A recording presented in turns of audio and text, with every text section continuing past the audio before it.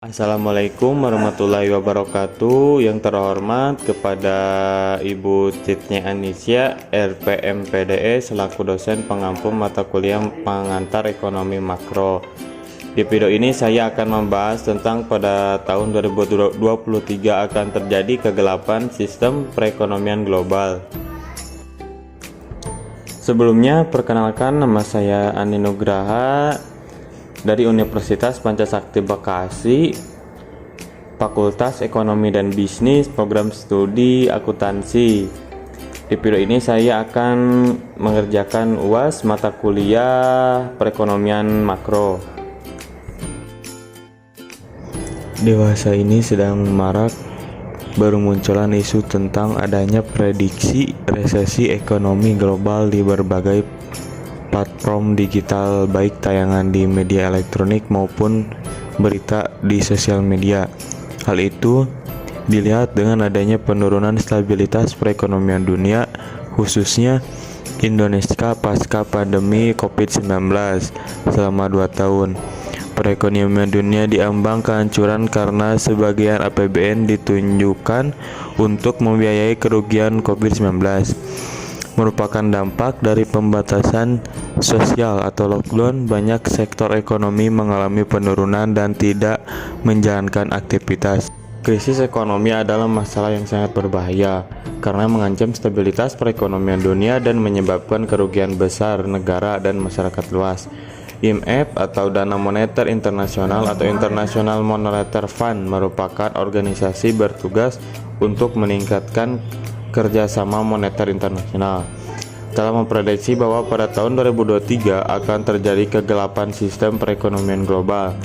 Nah, apa yang seharusnya dilakukan negara di dunia untuk menghadapi krisis ekonomi global, khususnya Indonesia? Apakah kita sebagai negara berkembang mampu untuk mengatasi? Indonesia perlu waspada untuk menghadapi dengan mengambil kebijakan yang konkret.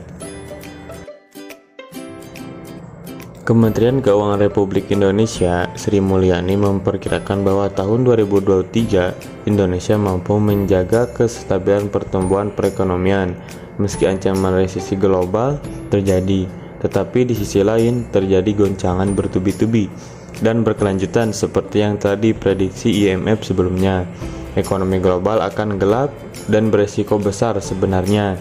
Krisis dan resesi itu dua hal yang berbeda. Jika resesi adalah perlambatan pertumbuhan perekonomian tetapi masih digolongkan sehat, sedangkan krisis adalah keadaan perekonomian secara drastis dan sangat parah tidak dapat digolongkan sehat lagi.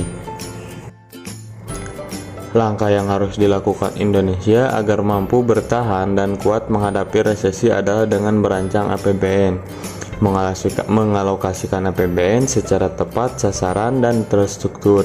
Sri Mulyani selaku Menteri Keuangan Republik Indonesia mengatakan bahwa pemerintah Indonesia perlu menyehatkan APBN karena perekonomian akan terus-menerus mengalami fluktuasi dan ketidakpastian. Kita dapat memprediksi kapan perekonomian akan mengalami kekuatan atau kelemahan. Untuk itu perlu waspada dan mempersiapkan kebijakan yang sesuai dengan kondisi yang sedang terjadi. Misalnya adanya prediksi resesi 2023 yang akan terjadi tahun depan. APBN sebagai alat fundamental ekonomi harus bekerja keras dan fleksibel melindungi negara dari ketidakpastian dan fluktuasi stabilitas perekonomian negara. Tahun 2020-2021 merupakan tantangan yang dahsyat bagi negara di dunia karena menghadapi pandemi COVID-19 serta pemulihan kesehatan dan sistem perekonomian. Tahun 2022, waktu pemulihan perekonomian untuk mengatasi risiko justru terjadi ketidakpastian, yaitu terjadi kenaikan harga bahan pokok, energi, dan geopolitik, dan suku bunga meningkat akibat inflasi, sehingga menyebabkan penguatan nilai dolar dan nilai rupiah melemah. Untuk itu, Sri Mulyani mengatakan bahwa APBN harus merespon positif, sekaligus kita menganggap bahwa ini sudah baik dari berbagai dinamika perekonomian dan tentu akan sangat berpengaruh terhadap kesehatan APBN. Resesi adalah penurunan pada perekonomian global yang berkepanjangan dalam jangka panjang. Kemudian terjadi kenaikan pengangguran, penurunan kepercayaan konsumen, sehingga daya beli melemah, inflasi meningkat, dan harga bahan pokok naik. Resesi global mengakibatkan perekonomian negara maju akan menguat, sedangkan perekonomian di negara berkembang seperti negara Indonesia akan melemah. Penyebab terjadinya resesi global tahun 2023 yang telah diprediksi IMF adalah banyak bank sentral di dunia menaikkan suku bunga, sehingga memicu terjadinya inflasi secara besar-besaran. Jumlah uang beredar dan harga bahan pokok meningkat, kemudian disertai dengan munculnya dampak negatif lain di bidang perekonomian. Menurut laporan Kementerian Keuangan pada tahun 2023, proyek inflasi negara maju yaitu 6,6% dengan pertumbuhan ekonomi 1,4%, sedangkan pada negara berkembang proyek inflasi diperkirakan 9,6% dengan pertumbuhan ekonomi 3,9%. Dapat diketahui bahwa tingkat inflasi tergolong tinggi, untuk itu perlu waspada dan siaga untuk menghadapi ancaman resesi nanti. Kementerian Keuangan mengatakan tema APBN 2023 adalah optimis dan tetap waspada.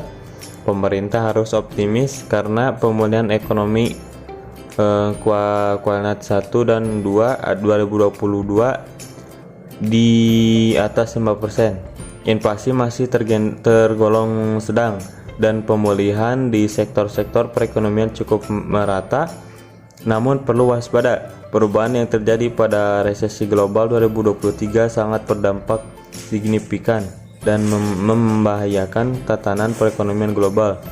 Kondisi tersebut tidak akan selesai dalam waktu singkat, melainkan butuh proses yang panjang dan perlu perhatian serius oleh semua kalangan, terutama pemerintah.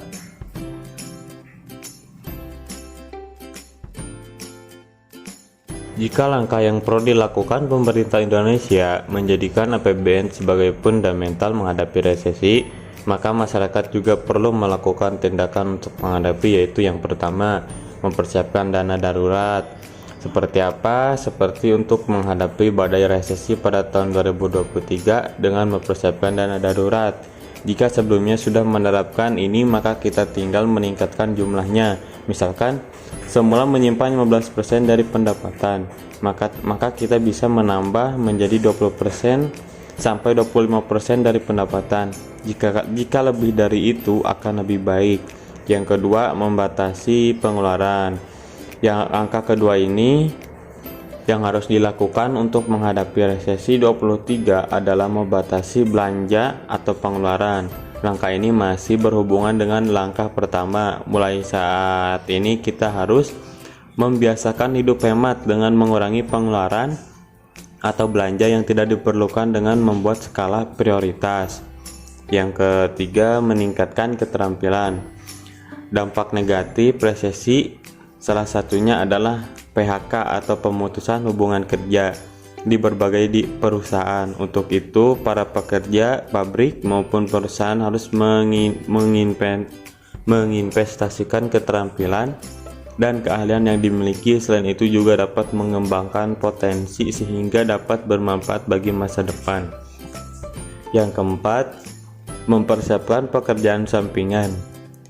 Resesi dapat mengganggu perekonomian setiap pribadi. Jika kita masih memiliki waktu luang, misalnya setelah pulang kerja di akhir pekan atau saat senggang tidak ada pekerjaan, memanfaatkan waktu tersebut untuk mencari kerja sampingan di luar kerja yang dilakukan sehari-hari.